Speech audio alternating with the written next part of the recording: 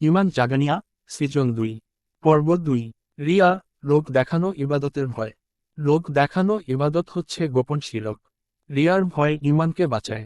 তুমি নামাজ পড়ছো, কুরআন পড়ছো, দান করছো, কিন্তু অন্যকে দেখানোর জন্য, তাহলে সেই ইবাদত আল্লাহর কাছে নয়, মানুষের কাছে।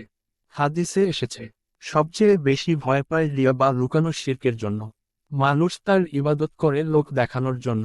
উক্ত আয়াতে আল্লাহ পাক বলেন, অর্থ, যারা রিয়া করে এবং খুব কম আল্লাহকে স্মরণ করে। রিয়ার লক্ষণগুলো হচ্ছে: 1. মানুষ দেখলেই ইবাদতে খুশি হওয়া। 2. কেউ না দেখলে ইবাদত ছেড়ে দেওয়া। 3. ভালো কাজ করেও প্রচার করা। কেন এটা ভয়াবহ?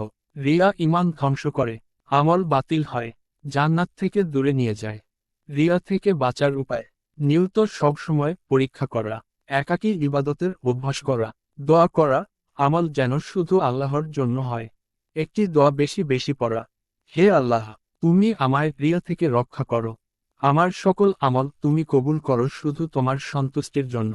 রিয়া মানে আমলকে আগুনে ফেলা, তাই নিয়ত ঠিক রাখো, শুধু আল্লাহর জন্য করা। পর্ব 3 আসছে। নফসকে পরিশুদ্ধ করো বা তাজকে শেয়ার করো, হৃদয়কে রিয়া থেকে মুক্ত করো।